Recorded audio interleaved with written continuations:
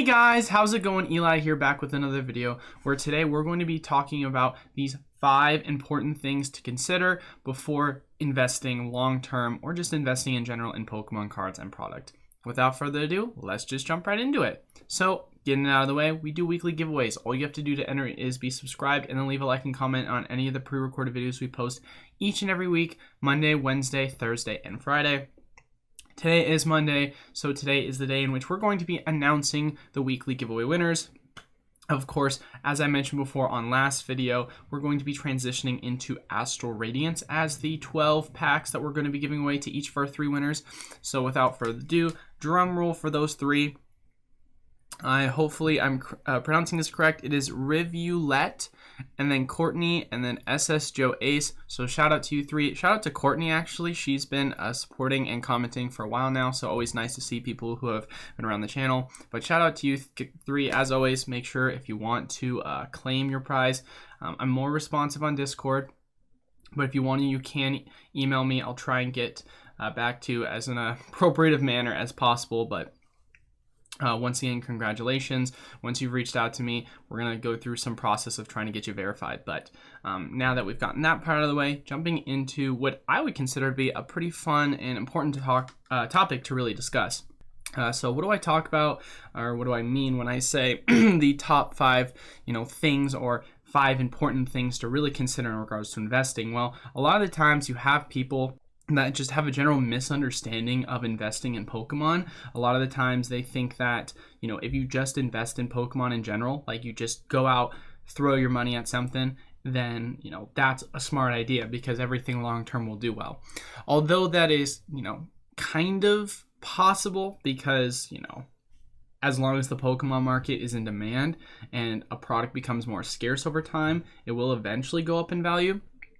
However, there's a lot of other factors that are important to consider because if you had invested in, let's say, Cosmic Eclipse versus Crimson Invasion or Team Up versus Crimson Invasion, you would obviously a disparity in regards to the money you would have made in investing in the two because there are other factors you could have considered like Crimson Invasion. I don't think this is a hot take. It's one of the worst sets of all time, But jumping into the topic of it all, number 1, and of course these are not going to be in any order whatsoever, so I want people to understand that. Number 1 is scarcity. It's scarcity in regards to investing in sealed. It's scarcity in regards to investing in individual PSA cards. It's very important that a lot of people understand what I mean by scarcity. When I say it, if you take a look at sets such as, we can take a look at Rebel Clash, for example. Rebel Clash is a set that it's not an extremely high demand set. I would argue it's probably the worst set within the Sword and Shield era block, and yet it is currently one of the most expensive ones. So it's interesting to see how that kind of happened. It's 185 is the booster box. Obviously, Sword and Shield base is the most expensive to my knowledge in the Sword and Shield era block. That's also not an extremely high demand set, but based on the fact that they've literally got their initial reprints and they haven't seen anything else because they got caught right in the middle of supply chain issues, you can see that Rebel Clash booster boxes are extremely expensive, even though the demand isn't there for them. So that's where scarcity can actually play an important role in determining whether or not something could potentially go up, even if the demand isn't there, especially when you take into consider the fact that Rebel Clash booster boxes, regardless of whether you think about the set or not, people are going to want to collect the booster box itself. So being able to kind of grasp and understand that, hey, it might not be the best set, but people want to collect booster boxes. People are going to want to complete it and not miss out on, one booster box in the Sword and Shield era. So they're going to be willing to pay it. Of course, there's going to be other factors that we'll talk about later, as some of the other 4 things to consider. But that is kind of one of the main factors I feel like you really need to kind of get understanding of is, okay, how many times was this set reprinted? Okay, what exactly caused this set not to be reprinted? Is it still in rotation? Is it not in rotation? That's something I feel like that is super important to kind of understand, which then leads to our next one, which is age/rotation. That's another thing that's super important to understand because there's been times where perfect example, Vivid Voltage, Darkness Ablaze, ETBs, you take a look at those items and you say, okay, well, they're up at $130, they're up at $100, and these items have been vastly underprinted. Of course, they arguably have a higher demand than RoboClash booster boxes, but if there's one thing for certain, they have around the same level of scarcity as RoboClash, when it comes to the printing. However, of course, one thing that ended up happening is they did get a reprint.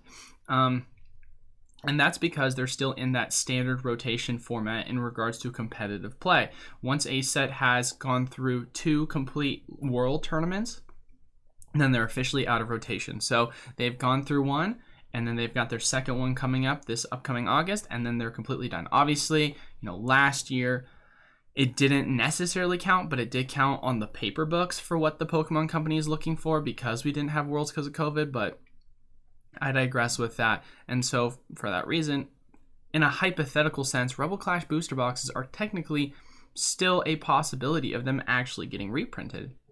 It's very unlikely at this point that they're going to get reprinted. It's still possible, of course, who knows? There could be some last second thing of reprints that the Pokemon Company wants to do before all these things go out of rotation. But rotation is something that's very important that I feel like people need to understand, because even high demand sets such as Brilliant Star, Evolving Skies, and so many other things could potentially still go down in value because you're seeing that higher amount of supply. You're seeing it still be in rotation and get printed until it goes out of rotation. So there's really important things I would say to consider. Of course, this also goes hand in hand with age. Once a set goes out of that rotational cycle and it's been more than that 2-year block typically, then you can start talking about how much more investable it's going to be, or the expectation that there's not going to be another reprint based on the fact that it's so close to Worlds, and if a reprint happens right before that, or age in general. If we're just talking about some older products that are, in the XY era, in the Sun and Moon era, these are, guaranteed surefire, not going to get reprinted. Of course, you'll see old product more than likely pop up at some time to time. I mean, there's been definitely times when looking at, Lost Thunder, looking at Fates Collide, where we've seen, pre-release cases kind of pop up. And so that's not to say that prices can't go down because older product shows up in warehouses. But if you're talking about like WotC era product, if you're talking about Diamond and Pearl, Black and White, the chances of finding that product is extremely low to repopulate. So those items are pretty much on the safe side from, any sort of rotation or huge, wave of product kind of coming up. Of course, a little bit of a different argument when you're talking about investing in singles in regards to rotation, because obviously a rotational set could have gone out of print, but that doesn't mean that it's not going to stop from being opened. Hidden Fates is a perfect example of this, where cards, even though it had its last reprint hypothetically about a year ago, you still saw a large amount of these cards going and getting sent in for grading, and so the population report on those just kept increasing and increasing, so because the item was still being open. So a little bit different of an argument, which is why I'm going to try and lean more towards the sealed product side of this video, but still something to consider nonetheless. Now, reaching into the next point that we're going to be talking about is demand. I mean, demand is extremely important when looking at what you kind of want to invest in. Obviously, going back to the example I was using when you're talking about Team Up, comparing it to Crimson Invasion, there is a reason why there is such a disparity in regards to the prices on the two. Of course, there are always going to be supply. There's always going to be supply that's going to play a factor into that. But let's just take a look at Team Up, for example. Team Up, very underprinted set, obviously very high demand set. And then, of course, as well, a set that is no longer in rotation. Using some of the 3 things, we can see that Team Up booster boxes are kind of in the realm of more or less a safe investment, as I would say. Now, is it something that I would say is a great yield rate of return? Obviously, that'll be another thing that we're going to talk about later down the line. But as far as it goes, Team Up, you can obviously see that the value of it within the same or around the same span of time, when you take a look at, say, a set like Crimson Invasion, for example, it's a lot bigger of a difference. And when you take a look at the overall value of the two, with one being, greater than the other by, several times fold. Even if you want to look at some other sets, let's say, that are even less demand than that, you want to say Lost Thunder, you want to say Celestial Storm, for example, we can take a look and say ones that had more print. I mean, you're still talking about $474 a booster box. I mean, you're talking double, triple Crimson, because the demand for these sets, it's got a Rayquaza in it, which is going to add value to it. So there's always things to consider when in regards to demand, and how it's going to be an important piece for you guys to kind of determine whether it's worth investing in, because that is something that is going to play a large factor in regards to, is it worth investing in? The next one I'm going to say is going to be niche slash collectability is what I'm going to be putting it at. So when I'm talking about niche slash collectability, I guess I necessarily mean is there are many times where there will be items that people have never heard of, and they're very low population, especially like cards, you know, like a perfect example is the lenticular Deoxys, right? And if we want to, we can show a picture of that.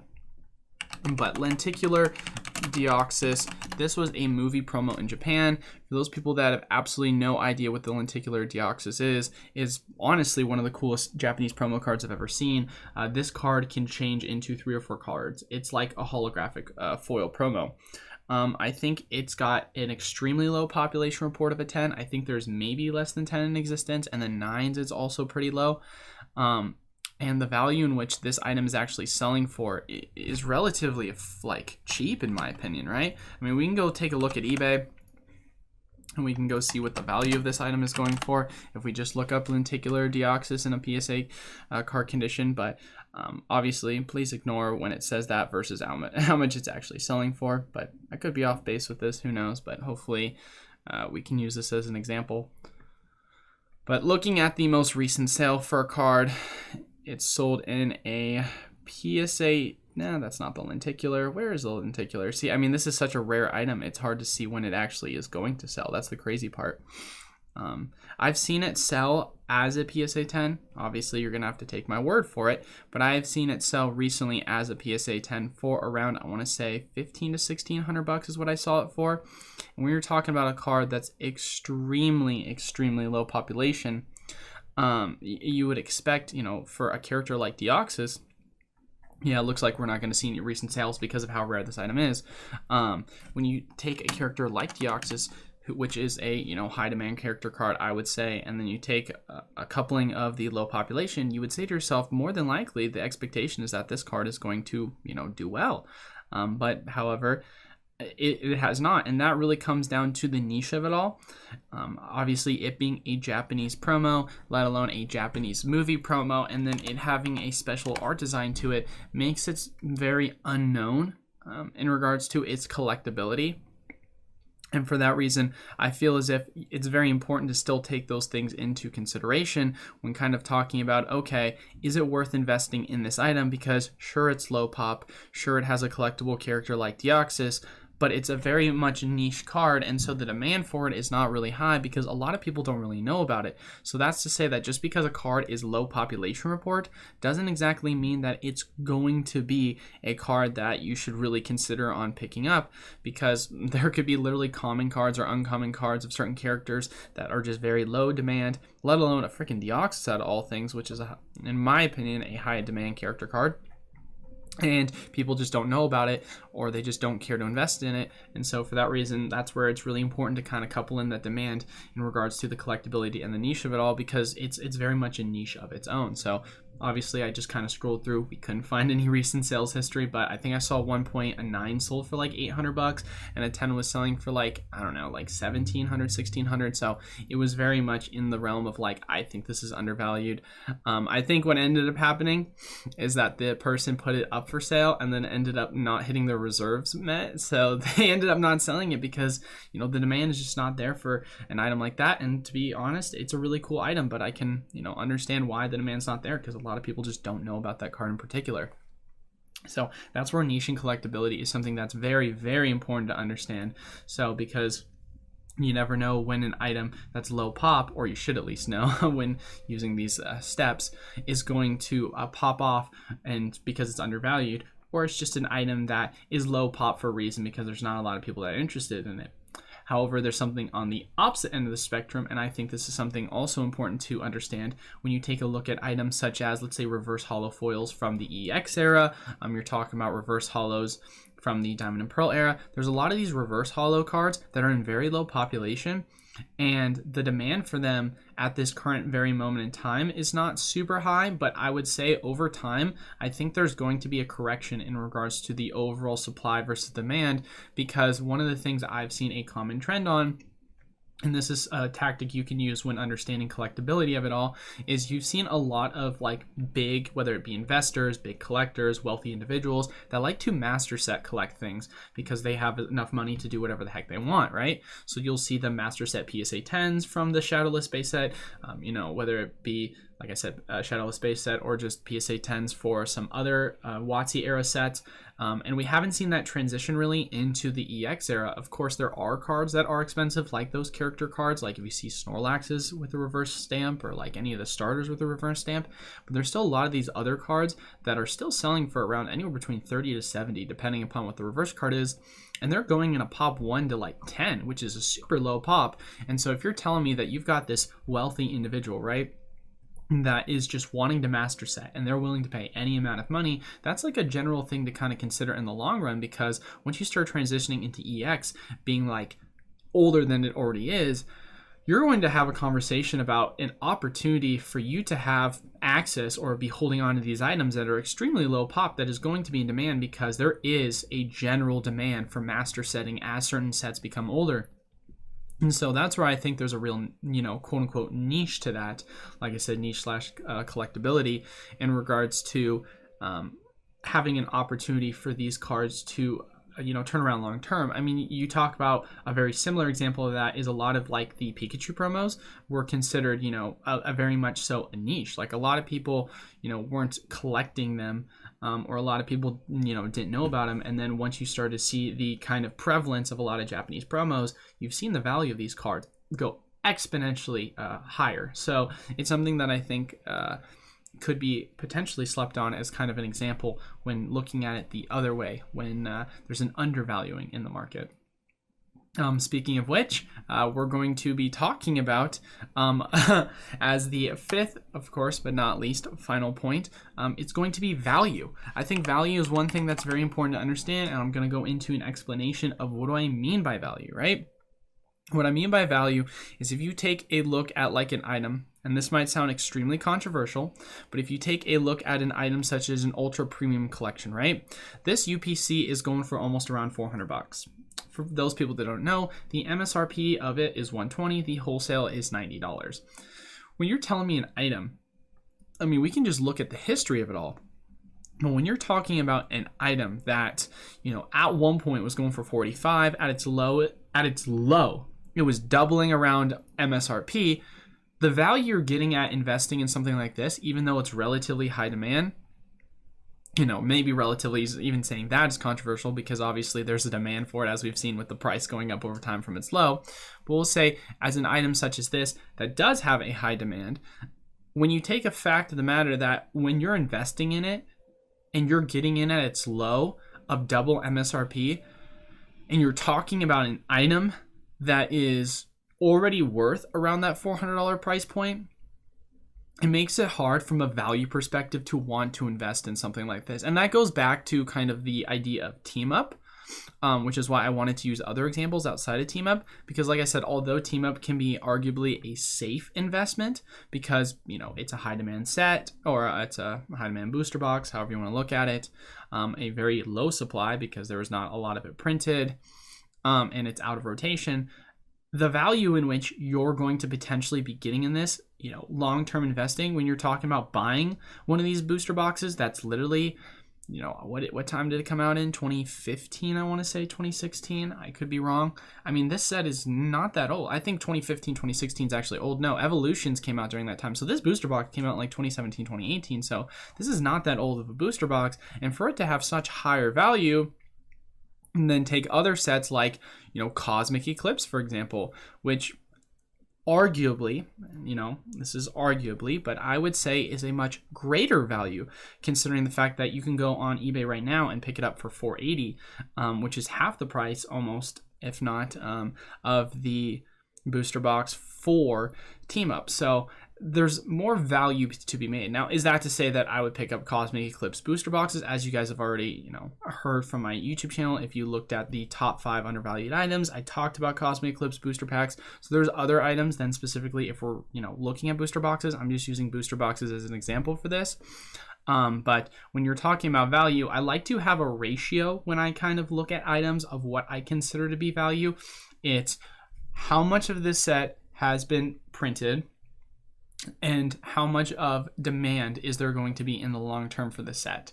Because for me, print at the end of the day is not a large factor when it comes to if it's been overprinted, if there's a lot of it in print, how is it really going to affect my outlook on it?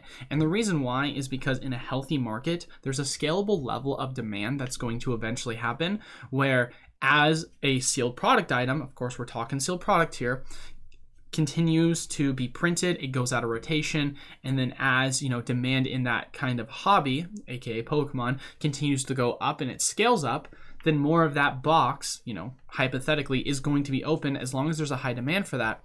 A absolutely gorgeous, perfect example of this is the XY Evolutions booster box. This set was absolutely printed in the ground. I remember that at one point you were able to pick these up for literally $100 during the middle of the pandemic. Like, I'm talking June of 2020, right? And for a while, these were sitting like for $80 for the longest time pre-pandemic. So the value that you could have gotten if you had gotten in literally at $100. This was a year and a half ago, right? Before the hype pop off. And like I said, this was extremely high printed set. I mean, there's a reason why a lot of these cards are extremely cheap in this set, because there were so much evolutions that were being thrown out because of the specialty collection or collectible item that it was, but yet you still saw it hit as high as $1,000+ in regards to booster box prices. So it really came down to me when taking a look, having the conversation, why Evolution's booster boxes were so collectible is because there was such a high demand for it. There was such a high level of collectability from it when you're talking about, the characters, when you're talking about, it being one of these specialty sets. And so even though it's, once again, highly printed in regards to its supply, it has such a high demand that it's going to, outscale that. And that's why the only instances where I would say talking about kind of value in regards to where I consider supply versus demand are sets that are extremely low demand. If you have a set that's extremely high supply and a set that's extremely high demand, then over time, as that supply diminishes because it's going to go out of rotation, the demand isn't going anywhere. You're still going to have these collectors that are going to want to collect all the Charizards, that are going to want to collect all the Blastoise, that are going to want to collect all the Eevees and other cards. That demand isn't going anywhere, but the supply will once it goes out of rotation. So that's why it's very important to understand that in this, hobby, especially with, sealed product, they are deflationary items in regards to there's just less and less of them as more and more gets opened. So it's a lot safer to make a bet on a high demand set that is also high supply and is going to be printed into the ground. And I always say printed into the ground, maybe that's a little hyperbolic, but in reality, the Pokemon Company has been really good at printing a set to demand. So as long as it continues to meet demand, they're never going to overprint it. And for the most part, they're never going to underprint it unless you see, of course, an issue like supply chains, right?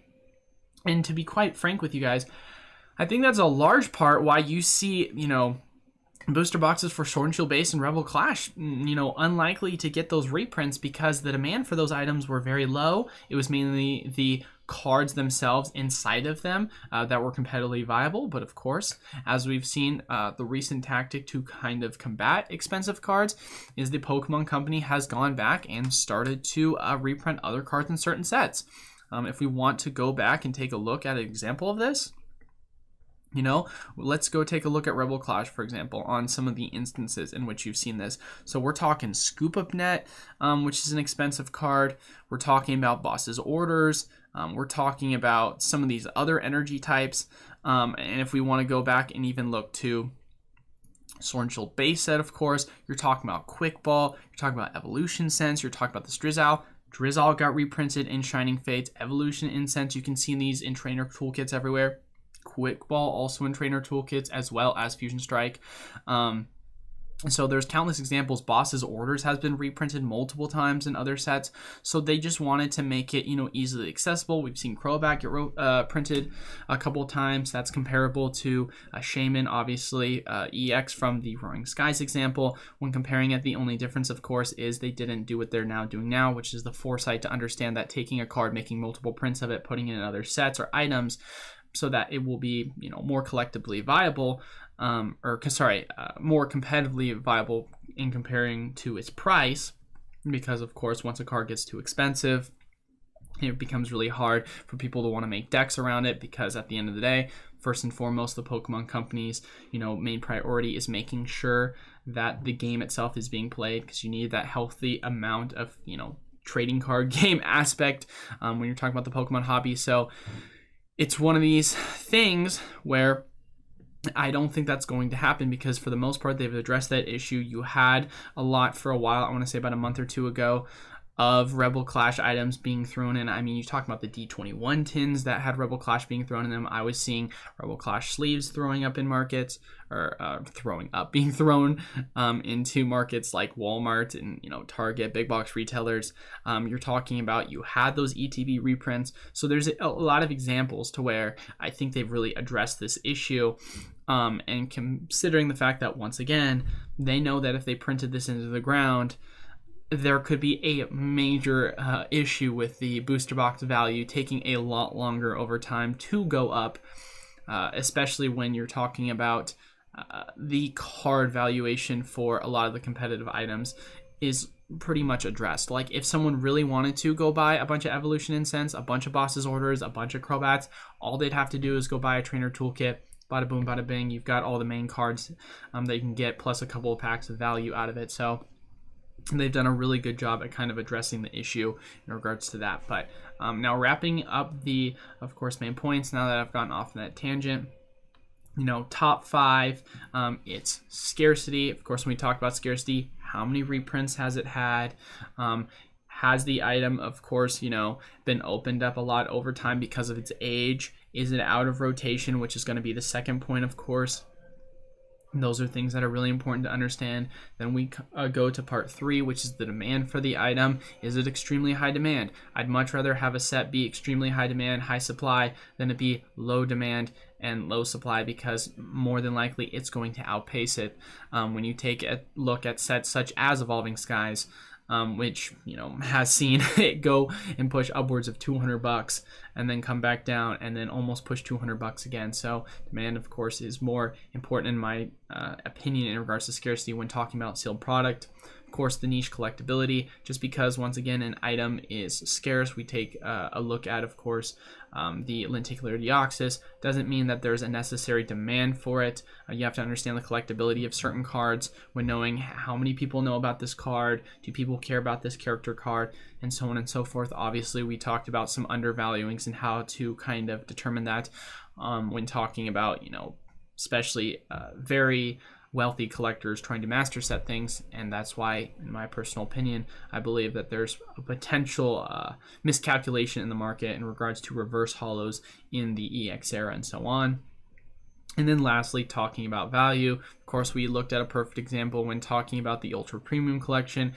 The MSRP is 120. At its low, it hit around double MSRP. The value there, especially for how expensive the item is, in my opinion, it's not there from a long-term investing perspective. I think you could get greater value elsewhere for sets that are about to go out of rotation, that are high demand, that are low supply, and are at a more affordable price, because over time, as I've mentioned before, when looking at the examples we gave, you're going to see these items naturally outpace demand over supply, because they are deflationary as more and more sealed product is going to be opened up. So these are, of course, the main 5 factors. I think it's very important you guys understand this, because a lot of times you'll have people, like I said, and I'm reiterating this at the end of the video, they'll just throw money at a wall thinking they can invest in anything, whether it be cards, whether it be any sealed product, and you're going to miss out on a lot of opportunity and understanding in regards to how you could be making so much more out of understanding the value that you could get in investing in certain items over another. But as far as it goes, hopefully you guys found this video well. That is all we have. As always, if you want to enter into our weekly giveaways, we're going to have 3 winners each and every week that are going to be winning 12 Brilliant Star booster packs. All you have to do to enter is be subscribed and then leave a like and comment on any of the pre-recorded videos each and every week, Monday, Wednesday, Thursday, Friday. But as far as it goes, thank you guys all once again so much for watching. Until then, I will see you guys on Wednesday. Peace.